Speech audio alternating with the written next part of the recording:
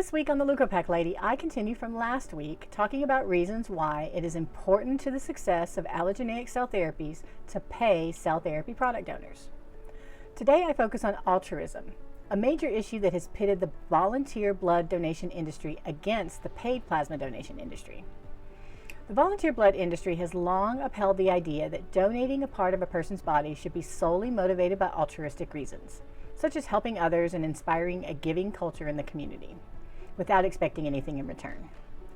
Even the Nuffield Council on Bioethics emphasizes that altruistic motives are the key to ethical considerations of biological material donation.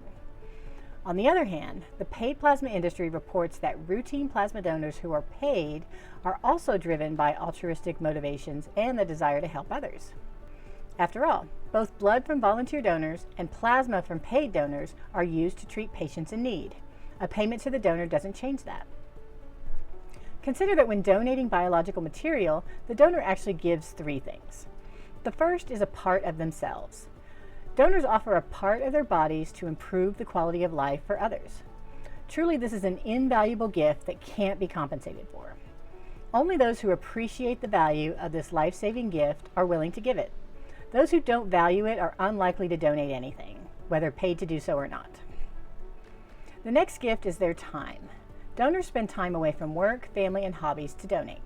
Compensating them is a way to help offset this opportunity cost and enable more people to donate. Donors also give their trust. Every donation involves risk, some more than others. There are risks of physical harm or side effects, as well as risks of personal information exposure. Donors expect collectors to be honest about these risks and how they'll mitigate them. Donors also have the right to expect appropriate compensation to help defray those risks. I'll talk more about this on the next episode. For now, think about the time and risks involved in donating cellular starting material for allogeneic cell therapies. Compared to blood and plasma donation, it takes much longer. There are more steps, including taking medicine injections to prepare or undergoing anesthesia. The invasiveness is higher, and there are more acute risks. So let's focus on a non-mobilized Leukopak donation as an example, which does not involve medicine injections or anesthesia, but still has greater risks than blood or plasma donation. The donor is attached to an instrument through a large needle in one arm to draw blood out and an IV in the other arm to return the blood after the PBMCs have been collected. This happens on a continuous loop for 3 to 5 hours on average.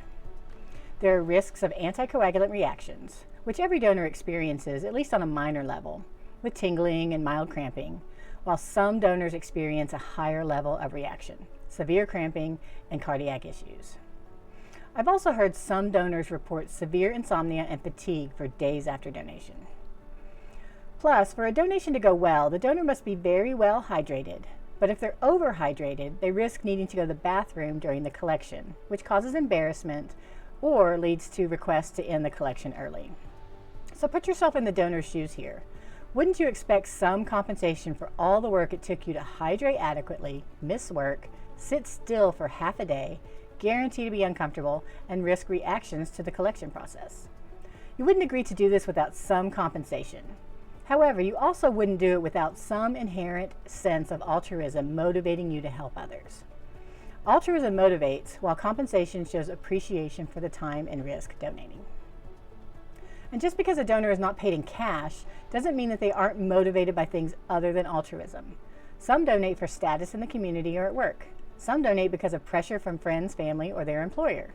Some donate for regular health checkups and to get tested for infectious diseases. Receiving payment does not negate altruism, and not receiving payment does not confirm it.